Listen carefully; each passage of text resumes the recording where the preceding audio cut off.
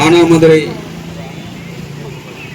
பகுதியிலே காவல்துறையால் கொடூரமாக தாக்கப்பட்டு படுகொலை செய்யப்பட்ட தம்பி ஆகாஷ் கலிசன் அவர்களுக்கு தமிழர் ஆட்சிக் கழகத்தின் சார்பாக வீர வணக்கத்தை தெரிவித்துக் கொண்டு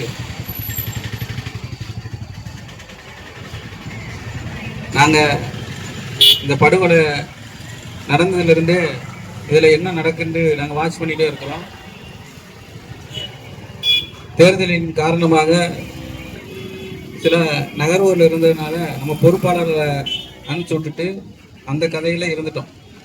ஆனாலும் எங்களோட மனசு இந்த போராட்ட காலத்தில் நம்ம போய் நிற்கணுங்கிறது தான். ஆனால் அதையும் தாண்டி உங்களுக்கெல்லாம் ஏன் இப்படி தாமதமாக இவர் வந்திருக்காருன்னு நீங்கள் நினைக்கலாம். இன்று ஒரு படுகொலை நிகழ்த்தப்பட்டது.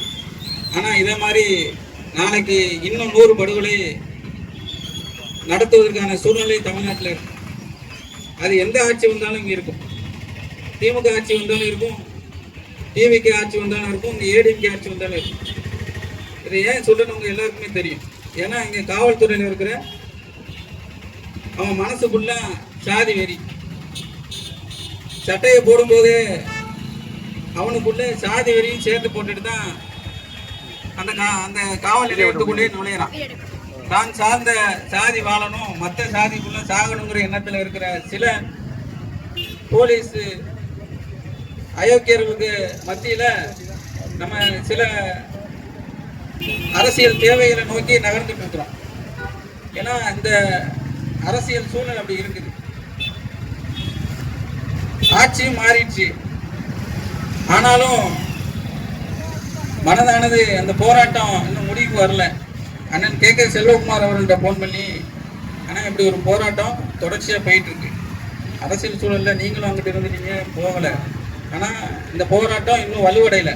அதுக்கு காரணம் இங்கே நீங்கள் தவறாக நினைக்க வேண்டாம். இப்போ உள்ள போராட்ட காலங்கள் ஃபுல்லாகவே எப்படி இருக்குது அப்படின்னா, வந்து ஒரு ஃபோட்டோ எடுக்க, ஒரு ஸ்டேட்டஸ் வைக்க, மறுநாள் அது ஃபேஸ்புக்கில் பதிவு போட, அந்த தொடர்ச்சியாக அந்த போராட்டம் வலு பெற ஒரு சூழலில் இல்லை. அதற்கு சில நடவடிக்கைகள் இங்கே முன்னெடுக்கணும். பக்கத்தில் இன்னொரு இதே மானாமதுரை எல்லைக்குட்பு பகுதியில் இந்த அஜித்னு ஒரு தம்பி, அவரும் படுகொலை செய்யப்பட்டார். அதற்கு உண்டான வேகம் இந்த படுகொலையில் இல்லை. அப்போ இங்கே தென் மாவட்டத்தில் தேவேந்திர குல வேளாளர் இறந்தா ஒரு நியாயம், மற்ற சாதியில் ஒருத்தன் இறந்தா ஒரு நியாயமானு இங்கே பார்க்க வேண்டியிருக்கு. அப்போ நம்ம யாரோட நின்று இந்த போராட்டத்தை சந்திக்கணுங்கிற தேவையும் இதில் இருக்கு. இதுல அண்ணன் கே செல்வகுமார் எப்போதுமே அவர் பிறந்ததுதான் முத்தரை நன்மை தவிர அவர் நம்மளுக்கானவர் மட்டும்தான். எப்போதுமே அது என்ன போராட்டமோ, ஒரு நல்லதோ கெட்டதோ, ஆனால் இதுக்கு போகணுன்னே நீங்கள் வந்துருங்கன்னா வந்துடுவார். இப்படியான ஆளுகளை வச்சுட்டு தான் அந்த போராட்ட களத்துக்குள்ள நம்ம போகணும். இப்போ தம்பி வழக்கறிஞர் பிரகாஷ்ட நான் வரும்போதே கேட்டுட்டு வந்தேன், இதில் என்னென்ன பிரச்சனை ஓடிட்டு இருக்கு, இதில் மேற்கொண்டு என்ன நகர்வுகளை கொண்டு போகணும். இதில் இந்த 14 அக்யூஸ்டு, அவங்க போலீஸ் கிடையாது, அவங்க அக்யூஸ்டு தான். அவங்க பேரை இன்னும் சேர்க்காம வச்சிருக்கிறாங்க. நான் என்ன சொல்றேன், ஒரு உயிர் போயிடுச்சு, அது யாரால போனுச்சுன்னு சொல்லி அந்த எஃப்ஐஆர்ல அவங்க பேரை சேர்க்கணுமா வேணாமா? அப்படி இதுல ஏன் தாமதம்? நான் என்ன சொல்றேன், நீங்க 1.25 லட்சம் போலீஸ் இருக்கீங்க, இந்த 16 பேர் ஜெயிலுக்கு போறதுனால இந்த போலீஸ் ஃபுல்லாக கெட்ட பேர் ஆக போகுது கிடையாது. ஆனா நீங்க சேர்க்காதனால அத்தனை போலீஸுக்குமே இங்க கெட்ட பேர் வந்து சேர்ந்துடும். இப்படிதான் சாத்தாங்குளம் பிரச்சனையிலும் அந்த வியாபாரியை அடிச்சு கொண்டு போலீஸுக்கு கெட்ட பேரை ஏற்படுத்தி கொடுத்துட்டாங்க. இப்போ இங்க அந்த அஜித் பிரச்சனையிலையும் அந்த மாதிரி பிரச்சனை. இப்படி ஏழை எளிய மக்களை எந்த பணக்காரனையும் இவங்க அடிச்சு கொள்ள மாட்டேங்கிறாங்க. எத்தனை பேர் கோடி கோடியா அடிச்சு கொண்டு போறான், என்னென்னவோ பண்றான். அவனெல்லாம் அந்த காவல்துறை அடிச்சு கொள்ள மாட்டேங்குது. ஆனா ஒரு கஷ்டப்பட்ட கூலி தொழிலாளியை கொண்டு போய் இப்படி அடிச்சு சித்திரவதை பண்றதுக்கு இவனுக்கு பெரிய மாவீரன்னு இவனுக்கு நினைச்சுக்கிட்டு தான். அப்போ இதுக்கெல்லாம் ஒரு நிரந்தர தீர்வு வேணும்னா இங்க சரியான ஒரு போராட்ட களத்தை நம்ம அமைக்க வேண்டிய ஒரு தேவைகள் இருக்கு. நாங்களும் அரசியல்ல அண்ணன் செல்வகுமாரும் நானும் பல கோடி சம்பாத்தியம் பண்ணணும் இந்த அரசியலுக்கு வரோமா? ஒரு எம்எல்ஏ ஆகிட்டா யாரும் நம்மளுக்காண்டி பேச வேண்டாம், நம்மளே நம்மளுக்காண்டி பேசிக்கிறாங்கள ஒரு சூழலில் தான் அந்த அரசியலை நோக்கி ஓடுறோம். இல்லை எங்களுக்கு அங்கே பணம் காசு அள்ளி தராங்க. ஆனால் வெளியிருந்து பார்க்குறவங்க என்ன நினைக்கிறாங்க, அரசியலில் போனதுனால காரு பங்களா அண்ணி சேர்ந்துடலாம். அது இதுக்கு முன்னாடி அப்படி இருந்திருக்கலாம். ஆனால் இப்போ உள்ள சூழல்லாம் அந்த மாதிரி ஒரு சூழல் இல்லை. அங்கே போனாலே நம்மளுக்கு மன நிம்மதி இல்லாமல் ஒரு சூழல், உழைச்சி பிழைக்கிறவனும் அரசியலுக்கு போனால் அங்கே வாழ முடியாத ஒரு சூழல் வந்துடும். தொடர்ச்சியாக இந்த போராட்டத்தை, இந்த போராட்ட குழு தொடரணும், அதற்கான தீர்வை எட்டணும்.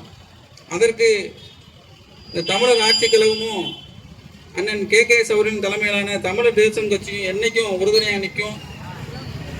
அது கூட இந்த இடத்துக்கு அண்ணன் தமிழக மக்கள் ஜனநாயக கட்சியினுடைய தலைவர் KM ஷெரீப் அவரும் நான் அழைப்பு சொல்லியிருந்தேன். அவர் சென்னையில் இருக்கிறாரு, வர முடியாத ஒரு சூழல் ஆயிடுச்சு. ஆனால் வர்ற மாதிரி தான் இருந்துச்சு, வர முடியாத சூழல் ஆயிட்டு. அதனால அவங்க பொதுச் செயலாளர் சண்முகராஜா அவர்களை நான் அனுப்பிச்சி விட்டுருந்தேன். தன்னோட கண்டனத்தை அவரும் பதிவு பண்ணியிருக்கிறார். இந்த மாதிரி ஜனநாயக இயக்கத்தை சேர்ந்தவங்க அந்த போராட்டத்தை கையில் எடுக்கும்போது அந்த போராட்டம் வலுப்பெறும். மதுரையில் இதன் தொடர்ச்சியாக மதுரையில் பெரிய ஒரு போராட்டத்தை நாங்கள் முன்னெடுக்கிறதா இருக்கிறோம். அதை இந்த போராட்ட குழுவிட்ட அவங்ககிட்ட நாங்கள் கலந்து பேசிட்டு தான் அதை செய்யணும்னு ஒரு எண்ணத்தில் இருக்கோம். ஏன்னா எடுத்த கவுத்தன்னு நம்ம செய்ய முடியாது. தொடர்ச்சியாக அதுவும் தென் மாவட்டத்தில் மட்டும்தான் இந்த காவல் நிலைய மரணங்கள் இருக்கு. ஏன்னா இங்கே உள்ள போலீஸ்காரனுக்கு மட்டும்தான் 2 கொம்பு இருக்கும். இவனுக்கு யார் குற்றவாளியோ அவனை போய் இவனுக்கு பிடிக்க மாட்டாங்க. ஆப்போசிட்ல யார் பாதிக்கப்பட்டிருக்கானோ அவனை தான் பிடிப்பான், அவன் மாதிரி தான் எஃப்ஐஆர் போடுவான். இது இன்னைக்கா நடக்கு. 80 காலகட்டத்திலிருந்து இன்னைக்கு 2026 ஆயிடுச்சு. இன்னைக்கும் அவன் என்ன செய்யறான், இவன் அடிச்சவனுக்கும் வழக்கு, அடி வாங்கினவனுக்கும் வழக்கு. இதை ஒரு ஸ்ட்ராட்டஜியாவே வச்சிருக்கிறான். 2 பக்கமும் கேஸ் போட்டாதானே இந்த பிரச்சனைகள் முடிவுக்கு வருண்டு. அப்போ இதே மாதிரி ஒரு தற்குறித்தனமான ஒரு விஷயங்கள் ஃபுல்லாக காவல்துறை தொடர்ச்சியாக செய்யுது. இந்த அரசாட்டம் வருங்காலங்களில் காவல்துறையில் நெறிப்படுத்தி இந்த மாதிரி ரவுடிகளை காவல்துறை பணியில் சரியாக வைக்கணுங்கிறத கூறி காவல்துறைங்கிற மானாமதுரை காவல்துறை பகுதியினுடைய காவல்துறைக்கு எங்களுடைய கண்டனங்களை பதிவு செஞ்சு இந்த 16 பேரையும் குற்ற வழக்கில் சேர்க்கணும், அவங்களை கைது செய்யணும்னு சொல்லி என்னுடைய உரையை முடிக்கின்றேன். நன்றி, வணக்கம்.